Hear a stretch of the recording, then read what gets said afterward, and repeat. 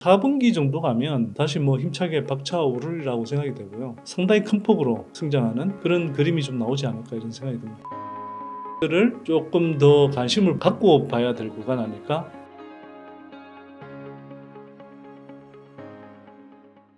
요즘 2차 전지 시장에 대한 궁금증들이 많으신 것 같아요. 네. 이게 고점을 찍고 조금 조정을 받다 보니까 네. 그런 것 같은데 네. 요즘 2차 전지 시장 어떻게 보고 있으신지 좀 여쭤보겠습니다. 그냥 올라가다가 쉬어가는 장이죠. 뭐. 네. 아니 그러면 네. 아무리 뭐 구조적 성장 산업이고 메가 트렌드 산업이라고 해서 뭐 조정 안 받고 어떻게 가겠습니까? 네. 아니 그렇게 갈 수는 없죠. 전 세계 돈을 뭐 그렇다고 다 빨아들일 수는 없는 거고. 네. 네.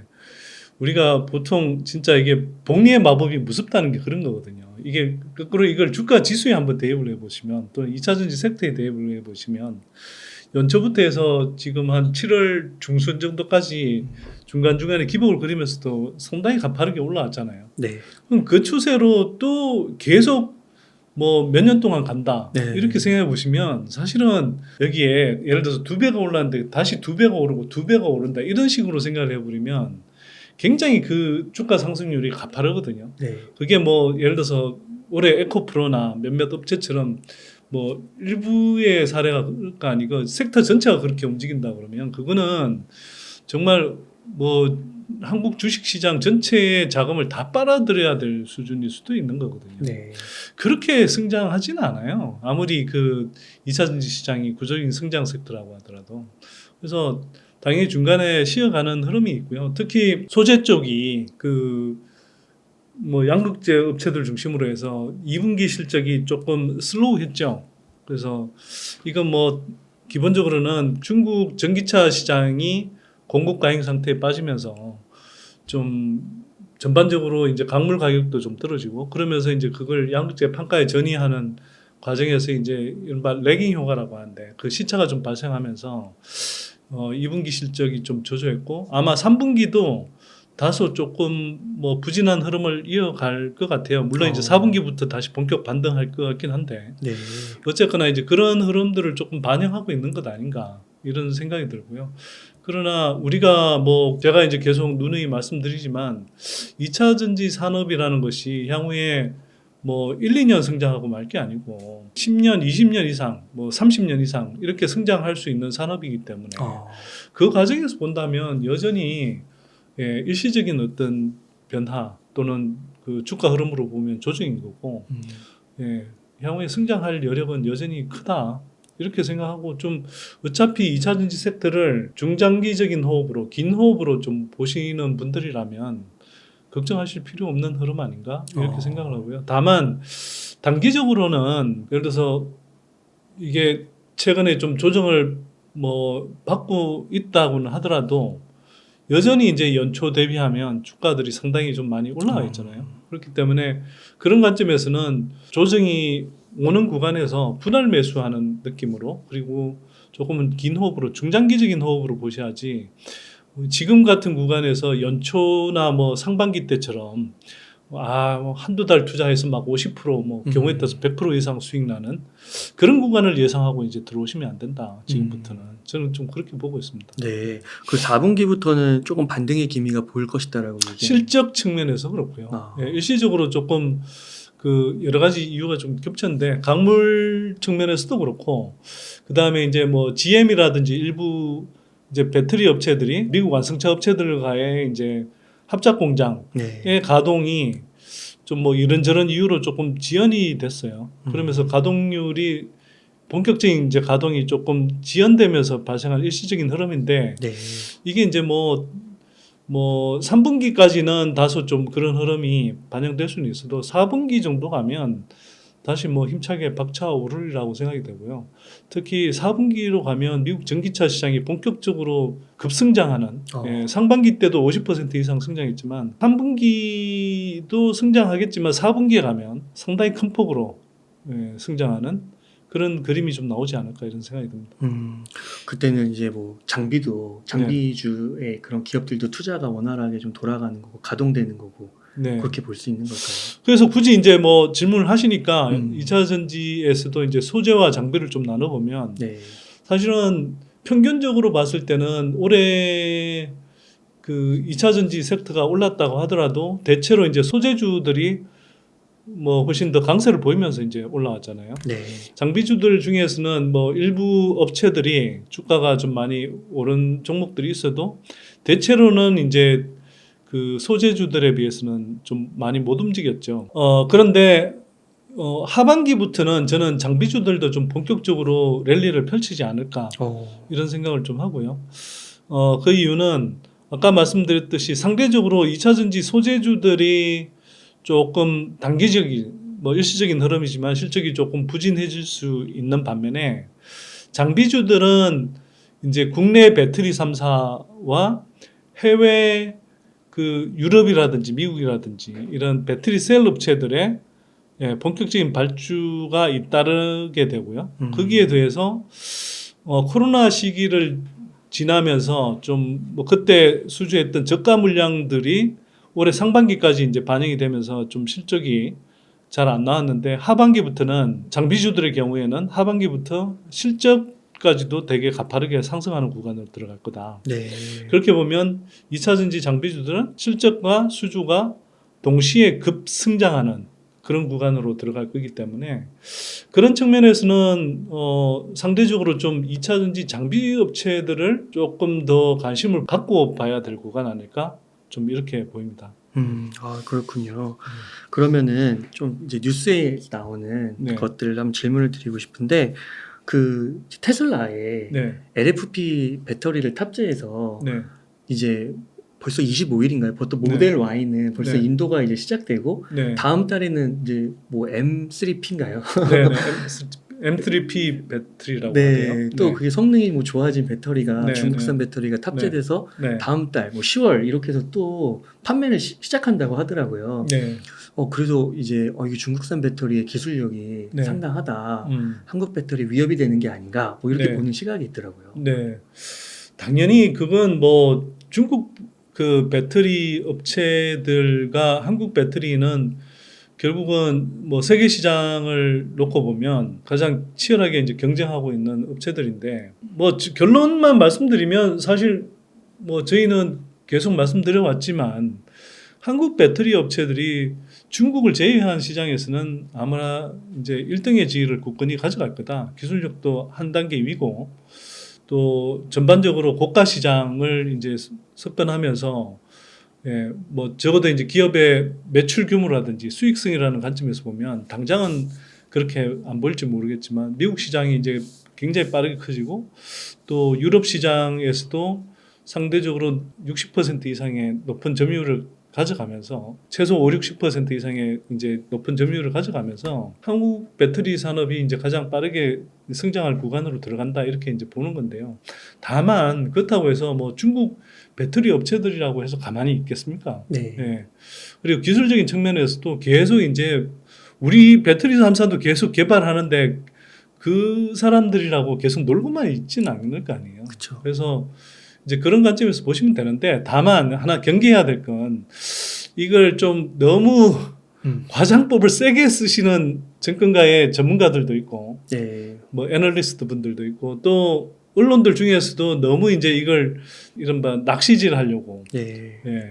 너무 이제 막 위기론을 강조한다거나 뭐 이렇게 좀 너무 과장된 제목으로 뽑는 경우들이 있어요. 뭐 이게 한국 배터리가 금방 뭐 추월 당하거나 뭐 이렇게 무너질 것처럼 뭐 이렇게 이제 표현하는 정보들이 많은데 그게 그런 노이즈에는 좀 안 휘둘리시면 좋겠다. 그걸 결론부터 먼저 말씀 좀 드리고요. 왜 그러냐면 일단 중국 업체들이 기술 개발하는 건 못지않게 한국 업체들이 뭐 굉장히 다양한 방식으로 지금 그 배터리 기술을 개발하고 있고요. 근데 뭐 이렇습니다. 향후에 이제 시장은 예를 들어서 고가 자동차 시장도 있고요. 그 다음에 중가도 있고, 뭐 저가형도 있고, 네. 뭐 보급형도 있고, 뭐 여러 가지 이제 그 자동차의 구매층별로 서로 다른 어떤 그 전기차 모델들이 나올 것이고, 그러면 거기에 탑재되는 배터리도 어쨌거나 그 선호하는 전기차 모델 가격대에 맞춘 어떤 배터리들을 채용할 가능성이 높겠죠. 네. 그러면 당연히 예를 들어서 물론 이제 그냥 절대적으로 싼 걸 따지면 LFP 배터리가 절대적인 가격에서는 싸잖아요. 근데 에너지 밀도당, 즉 이제 무게당, 부피당 에너지 밀도에 따른 그 가격을 따져보면 국내 이제 삼원계 배터리, 그 중에서 하이니켈 배터리 이런 것들이 오히려 더 성능도 좋고 오히려 상대적인 가격 측면에서 더 싸거든요. 예. 그러나 어쨌거나 절대적으로 싸서 그 전기차를 그래도 뭐 타고 싶어하는 저가형 뭐 전기차 모델이라도 타고 싶어하는 사람들이 있을 거고. 네. 그럼 거기에 맞춰서는 사실 뭐 성능이나 에너지 밀도가 좀 떨어져서 주행 거리가 짧아진다 하더라도 또는 뭐 충전 시간이 오래 걸린다 하더라도 LFP 배터리를 선호한다거나 또는 뭐 거기에 필요한 그런 전기차 모델들도 나올 수 있는 거죠. 그래서 거기에 맞춰서 이제 각각 시장이 세분화돼 갈 거고요. 지금은 아직은 전기차 시장이 여전히 큰 흐름에서 보면 초기 단계라 상대적으로 좀 고가 시장 중심으로 움직인 측면이 있었죠. 그런 상황에서 당연히 LFP 배터리도 일정하게 이제 영토 확장을 할 건데 그렇다고 해서 이걸 사람들이 착각하듯이 뭐 하이니켈 배터리 시장은 위축되면서 LFP 배터리 시장만 커지는 게 아니라 전체적으로 뭐 하이니켈 배터리를 비롯한 그 국내의 다원계 배터리 시장이 굉장히 빠르게 성장하면서 LFP 배터리 시장도 커진다. 그리고 그 LFP 배터리 시장은 그 중국 업체들 것으로만 채워지는 게 아니라 한국 국내 3사도 지금 LFP 배터리를 지금 속속 개발하고 있잖아요. LMFP인가요? 뭐 망간을 섞어가지고. 그거는 좀 이따 다시 말씀드릴 텐데. 그래서 그런 이제 배터리들을 속속 내놓고 있기 때문에 LFP 배터리가 중국 업체들의 전유물이다 이렇게 생각하실 필요는 없다. 이걸 먼저 좀 전제로 제가 설명을 드리고요. 그래서 그런 관점에서 되게 이 다양한 배터리 가격대별로 그렇게 지금 국내 업체들하고 중국 업체들이 기술 개발도 하고 경쟁하고 있다 이런 정도로 생각하시면 되는 거지. 그것 뭐 어떤 중국에서 새로 낸 어떤 배터리 때문에 한국의 배터리가 막 큰일 났다, 엄청나게 위협이다 이렇게 이제 이야기하는 건 좀 어불성설이죠.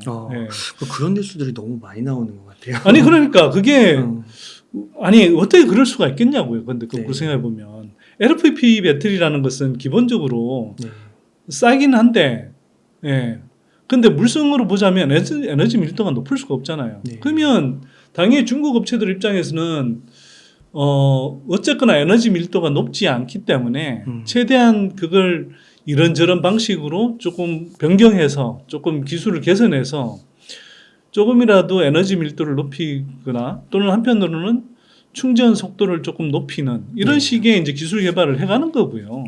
그래서 이제 그런 것들이 어느 정도 이제 진정이 됐다 싶으면 뭐 CATL 같은 데서는 이제 그 보도 자료 내놓고 홍보를 하고 그러는 거죠. 근데 실제로 보면 그런 걸 일일이 개발했다고 하면 사실 한국 업체들이 홍보할 게 훨씬 많을 거예요. 한국 업체들이 놀고 있는 게 아니거든요. 그러니까 한국 업체들도 지금 보시면 뭐 하이니켈 배터리부터 해서 이게 가성비 높은 중가 수준에서는 이른바 하이망간 또는 코발트 프리 쪽 이런 이제 배터리들 개발하고 있고요. 그 양극재 업체들하고 같이 협력해서 그렇게 하고 있고 또 중저가 수준의 LFP 배터리도 우리도 또 이제 견제형으로 만들고 있고 또 특히 미국 시장은 중국 업체들이 대체로 가로막혀 있으니까 그 시장에서도 예를 들어서 꼭 저가형 전기차뿐만 아니라 ESS 같은 에너지 저장 장치용 배터리는 LFP가 상당히 좀 필요하단 말이에요. 그런 쪽으로도 지금 기술 개발을 다 하고 있죠. 근데 이제 CATL이 그런 걸 조금 뭐 적극적으로 홍보한다. 그리고 테슬라도 그 자기네들 판매를 위해서 판매 전략상 또는 홍보 전략상으로 그런 걸 상당히 효과적으로 이렇게 좀 홍보하는 편이잖아요. 그래서 이제 다들 막 이게 엄청난 게임 체인지 아니냐 뭐 이런 식으로 자꾸 이야기를 하는데 실제로 그런 식으로 CATL이나 뭐 CATL이 한 2년 3년 전부터 막 1000km 가는 무슨 뭐 배터리도 개발했다 뭐 이러는데 아직도 판이 안 바뀌었잖아요. 테슬라가 3년 전에 무슨 배터리 데이 하면서 뭐 그때 이미 뭐 4680 배터리 개발해서 뭐 반값으로 낮춘다 뭐 이렇게 이야기하는데 아직 그 뭐 나왔습니까 그게? 네. 그리고 그 4680 배터리도 사실은 뭐 파나소닉이나 LG 엔솔 뭐 삼성 SDI 이런 데 의존해서 지금 개발하고 있는데 대부분 그 파나소닉보다 오히려 LG 엔솔이나 삼성 SDI가 이쪽 개발이 더 빠르잖아요. 네. 예, 그런 걸 한번 생각해 보시라는 거죠. 음. 그래서 이번에 나오는 것도 조금 설명을 드리면 제가 볼 때는 그래요. 뭐 아까 이야기했던 M3P 같은 경우도 예를 들면 뭐 충전 속도는 예를 들어서 10분 충전해서 뭐 400km 가는 예. 뭐 배터리다. 300. 또는 뭐 완충하면 700km까지 갈 수 있다. 뭐 이렇게 이야기를 하는데 일단은 그게 뭐 실제로 출시된 차를 가지고 이야기하는 게 아니라 자기네들 개발했다 이렇게 이야기하는데 그게 정말로 탑재돼서 그렇게 가는 차량으로는 뭐 아직 확인된 게 없고요. 그건 또 가봐야 아는 것이고. 네. 그 다음에 걔네들이 이야기하는 400km, 중국에서 이야기하는 400km는 실제로는 되게 짧습니다. 주행거리 이제 테스트할 때 그 공식 뭐 이른바 전비라고 하죠. 그 전비 테스트를 할 때 중국은 상당히 후하거든요. 걔네들 기준 400km라는 게 우리 기준으로 400km가 아닐 가능성이 높아요. 대략 뭐 한 350km 이하일 가능성이 높고요.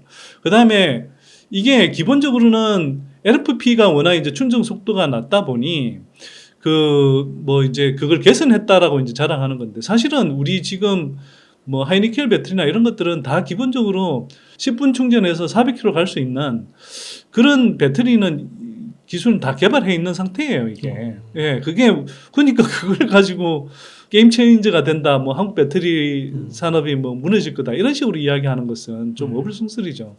그리고 M3P 같은 경우는 뭐 구체적으로는 잘 모르겠는데 저희가 이제 제가 안 그래도 좀 궁금해서 그 배터리 업계 연구원으로 있는 분한테 좀 물어봤더니 자기도 이제 뭐 딱 뭐 나와 있는 걸 본 게 아니기 때문에 그 설명을 보고 대충 추정해 보자면 기존의 LFP 배터리와 NCM계 배터리를 좀 섞어서 한 거 아닌가 중간 제품처럼. 네. 그래서 이제 상대적으로 한 60% 정도까지 충전될 때는 이제 NCM 배터리 쪽을 사용하고 그러면 상대적으로 이제 충전 비율이 어느 정도 올라온 단계에서는 LFP 배터리도 빨리 충전이 되는 편이기 때문에 네. 그때부터는 이제 LFP 배터리 쪽을 가동하고 하는 식으로 해서 충전 속도를 좀 높인 거 아닌가 뭐 이렇게 뭐 생각이 되지만 그렇다고 해서 그 한편으로는 그렇게 하면서 당연히 뭐 상대적인 가격으로 보자면 NCM이 비싸기 때문에 가격은 또 그만큼 원가는 희생하는 거죠. 예. 그래서 LFP 배터리의 뭐 어쨌든 장점이라는 게 그냥 싼 맛인데 그 싼 맛은 당연히 또 훼손하면서 그렇게 성능이 어느 정도 올라온 예, 그런 배터리라고 생각하시면 될 것 같다. 예, 그렇게 보입니다. 진짜 상반기 때 뭐 네. 나트륨 배터리 뭐 별의별 네. 배터리 다 나왔었잖아요. 아니 그러니까 나트륨 배터리도 원래 네. 리튬 이온 배터리 만들기 전에 나트륨 배터리를 테스트했었고요. 근데 네. 그게 뭐 LFP 배터리보다도 더 에너지 밀도가 낮아서 네. 상업적으로 활용하기가 힘들었던 것이 ESS 향이라든지 이런 쪽으로는 조금 가능성이 있지 않을까. 뭐 해서 지금 새롭게 이제 다시 뭐 테스트하고 있는 건데 그런 것들이 뭐 바로 뭐 시장 판도를 막 바꾸거나 뭐 이런 식으로 자꾸 이렇게 떠벌리는 사람들이 있어서 사람들이 혼란스러워하는데 그 산업이라는 게요 한번 구축돼 있고 그 기술력이 이렇게 이제 일정한 방향으로 이렇게 형성되면 그게 그렇게 하루아침에 그렇게 막 바뀌지 않습니다.